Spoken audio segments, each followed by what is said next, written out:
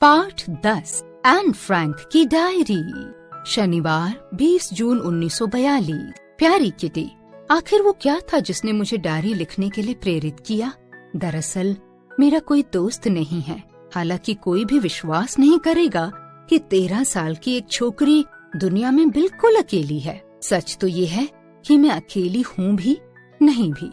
मेरे बहुत प्यारे माता पिता हैं, 16 साल की एक बहन है और कम से कम 30 ऐसे लोग तो हैं ही जिन्हें मैं अपना कह सकती हूँ, और कम से कम 30 ऐसे लोग तो हैं ही जिन्हें मैं अपना कह सकती हूँ। हमारी जिंदगी चिंताओं से परे नहीं थी। इसकी वजह ये थी कि हमारे नाते रिश्तेदार जर्मनी में हिटलर के यहूदी विरोधी कानूनों के शिकंजे में यातनाएं झेल रहे थे।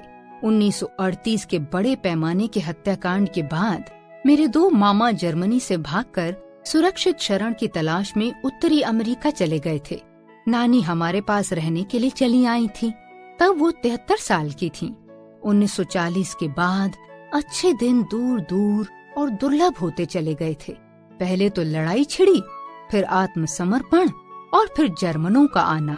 यहूदियों के लिए तभी से संकट की शुरुआत हुई थी। एक के बाद एक यहूदी विरोधी आदेशों ने हमारी आजादी को बुरी तरह छिन्न भिन्न कर दिया था। यहूदियों को हर वक्त एक पीला सितारा टांके रहना होता था। यहूदियों को अपनी साइकिलें जमा करानी पड़ी थीं। ट्रामों पर चढ़ने की मनाही थी। खुद की कार तक में चलने की मनाही थी। शॉपिंग दोपहर 3 से 5 बजे के बीच ही कर सकते थे। यहूदी नाइयों की दुकानों या ब्यूटी सैलूनों में ही जा सकते थे। रात 8 बजे से सुबह 6 बजे के बीच गलियों और सड़कों पर नहीं घूम सकते थे। नाटक, सिनेमा या किसी भी तरह के मनोरंजन के लिए नहीं जा सकते थे। तरणताल, टेनिस कोर्ट या किसी मैदान का उपयोग नहीं कर सकते थे। नाव नहीं खेल सकते थे। खेल कूद में हिस्सा नहीं ले सकते थे। खुद के या किसी मित्र के बगीचे में रात 8 बजे के बाद बैठ नहीं सकते थे। ईसाइयों से मिलने उनके घर नहीं जा सकते थे। फिर भी जीवन चलता रहता था। गुरुवार 9 जुलाई 1942। तो आखिर हम चल पड़े। मम्मी, पापा और मैं तेज बरसात में भीगते हुए आए। हम तीनों के कंधों पर बड़े बड़े थैले और शॉपिंग बैग थे जो अल्लम गल्लम चीजों से ठूस ठूस कर भरे हुए थे। सुबह सुबह काम पर जाने वाले लोग हमें बड़ी बेचारगी से देख रहे थे। जब हम गली में पहुंच गए तभी पापा और मम्मी ने धीरे धीरे बताना शुरू किया कि उनकी योजना क्या थी। उन्होंने तय किया था कि 16 जुलाई को हम अज्ञातवास में चले जाएंगे। अचानक मार्गोट के लिए बुलावा आ जाने के कारण योजना को 10 दिन पीछे खिसकाना पड़ा था। छिपने की जगह पापा के ऑफिस की इमारत में ही थी। इससे समझ पाना बाहर वालों के लिए थोड़ा मुश्किल होगा। इमारत के बारे में थोड़ा सा बता दूं। तल मंजिल पर बना बड़ा सा गोदाम काम करने की जगह और भंडार घर के रूप में इस्तेमाल होता है। सीढ़ियों के ऊपर बनी जगह से दाईं तरफ का दरवाजा घर के पिछवाड़े हमारी गुप्त एनेक्सी की तरफ जाता है। कोई कल्पना भी नहीं कर सकता था कि इस सपाट मटमैले दरवाजे के पीछे इतने कमरे भी हो सकते हैं। सीढ़ियों की दाईं तरफ गुसलखाना और बिना खिड़कियों वाला एक कमरा है जिसमें एक वॉश बेसन लगा हुआ है। दरवाजे से मेरे और मार्गोट के कमरे की तरफ जाया जा सकता है।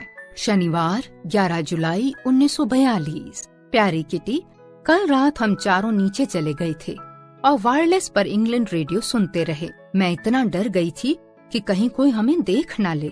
हम कुछ भी करें हर वक्त खटका लगा रहता है कि कहीं पड़ोसी न सुन लें। मैं वानदान परिवार के आने की राह देख रही हूँ। वे लोग मंगलवार को आएंगे। उनके आने पर खूब मजा रहेगा और इतना शांत भी नहीं रहेगा। तुम देखो ना, शांति का यह वातावरण मुझे दिन रात नर्वस बनाए रहता है।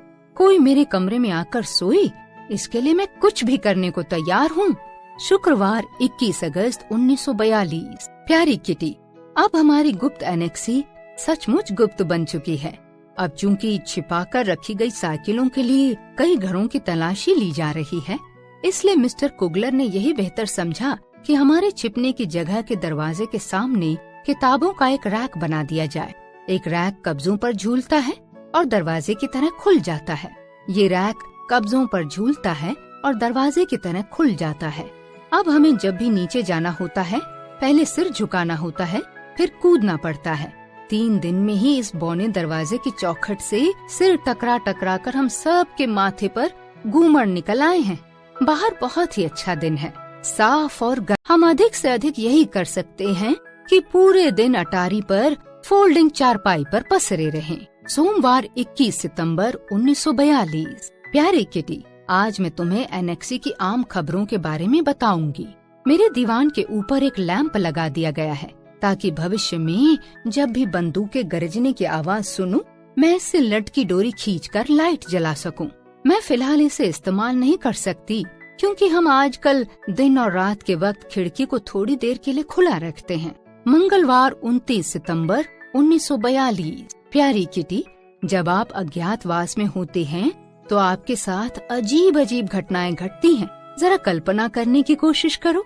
चूँकि हमारे यहाँ गुसल खाना नहीं है, इसलिए हम नहाने धोने का काम टिन के एक टब में करते हैं। चूँकि शनिवार को दोपहर के वक्त पर्दे नीचे रहते हैं, इसलिए मैं और मार्गोट अंधेरे में खूब रगड़ रगड़ कर नहाती हैं। हम में से जो गुसल खाने में नहीं होती, वो बाहर खड़ी होकर खिड़की में बनी एक झिर्री में से बाहर की दुनिया के नजारे देखती रहती है। नीचे वाली मंजिल पर प्लम्बर काम कर रहा था ताकि सर्दियों में पाइप जम न जाए। हमें दिन में पानी चलाने की मनाही तो थी ही, पाखाना जाने पर भी पाबंदी लगाई गई थी। 3 दिन तक बैठे बैठे मेरी पीठ अकड़ गई है। रात के हल्के फुल्के व्यायाम ने ही मदद की। सोमवार 8 मई 1944। प्यारी किटी, क्या मैंने तुम्हें कभी अपने परिवार के बारे में बताया? शायद नहीं बताया, तो आज बताती हूँ। मेरे पापा फ्रैंकफर्ट में पैदा हुए थे।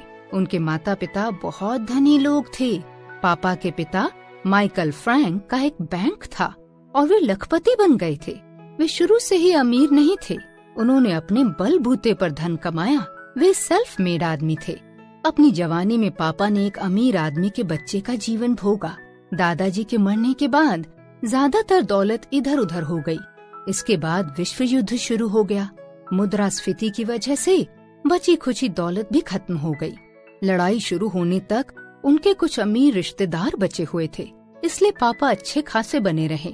कल उन्हें अपने आप पर बहुत हंसी आई क्योंकि पिछले 50 साल में ये पहली बार हुआ कि मेज पर वे फ्राइंग पैन में से खुरच कर बचा खुचा खाना निकाल रहे थे। हम सब के मुंह में पानी आ रहा था। हम जिनके नसीब में सुबह के नाश्ते में 2 चम्मच दलिया आता था, हम यकीनन भूख से बेहाल थे। हमें अधपके पालक के अलावा और मिलता क्या है? हर रोज हमें सड़े हुए आलूओं पर गुजारा करना पड़ता है। हम अपने खाली पेट भरने के लिए क्या जुटा पाते हैं? उबली हुई सलाद, कच्ची पालक, पालक और पालक। हो सकता है हम उस कार्टून चरित्र पापोई की तरह तगड़े हो जाएं, जो सिर्फ पालक खाता है। हालांकि मुझ में तो ऐसे कोई आसार नजर नहीं आते। शुक्रवार 21 जुलाई 1944। प्यारी किटी, आखिर मैं आशावादी होती जा रही हूँ। अब ऐसा वक्त आ गया है कि चीजें ठीक ठीक चल रही हैं, सचमुच। और एक शानदार खबर, हिटलर की हत्या करने की कोशिश की गई है। और इस बार प्रयास यहूदी कम्युनिस्टों या ब्रिटिश पूंजीपतियों द्वारा नहीं किया गया है, बल्कि इसके पीछे एक जर्मन जनरल था जो न केवल काउंट है बल्कि युवा भी है। हिटलर ने अपनी जान बचाने के लिए परमपिता परमात्मा का आभार माना है। दुर्योग से वे बच गए। वे थोड़ा इधर उधर जल गए हैं और एकाध खरोंच आई है। आसपास जितने भी जनरल या अधिकारी खड़े थे, सब के सब मारे गए हैं या जख्मी हो गए हैं। षड्यंत्र करने वाले दल के मुखिया को गोली मार दी गई है।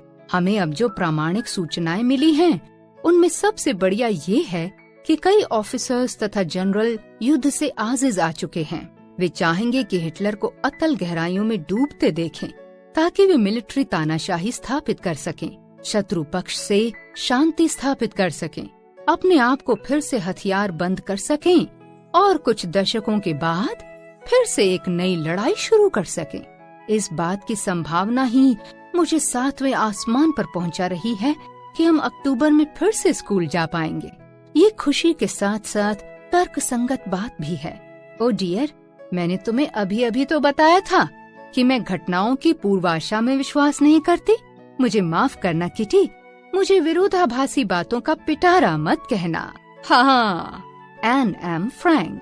और अंत में 4 अगस्त 1944 की सुबह 10 साढ़े 10 के बीच 263 प्रिंसन ग्राइट पर एक कार आकर रुकी।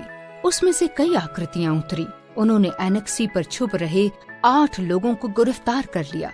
उन्हें पहले एम्स्टर्डम की एक जेल में ले जाया गया। उसके बाद हॉलैंड के उत्तर में यहूदियों के लिए बनाए गए ट्रांजिट कैंप वेस्टरबोर्ग में स्थानांतरित कर दिया गया।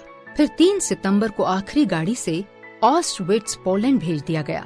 वहाँ हरमन वॉन दान को गैस के जरिए मार डाला गया। एडिथ फ्रैंक की 6 जनवरी 1945 को भूख और यंत्रणा से मृत्यु हो गई। मार्गोट और एन फ्रैंक को अक्टूबर के अंत में बेरगेन बेल्सेन ले जाया गया। यहाँ हनोवर जर्मनी के निकट का एक यातना शिविर था। यहाँ गंदगी के चलते टाइफस महामारी फैल गई थी। इस महामारी ने हजारों कैदियों को लील लिया था। मार्गोट और उसके कुछ दिन बाद एन भी इसी महामारी की शिकार हो गयीं। इस यातना शिविर को ब्रिटिश सेना ने 12 अप्रैल 1945 को मुक्त कराया था। युद्ध की समाप्ति तक इन 8 में से 7 की मौत हो चुकी थी। केवल एन फ्रैंक के पिता ऑटो फ्रैंक ही जीवित बचे।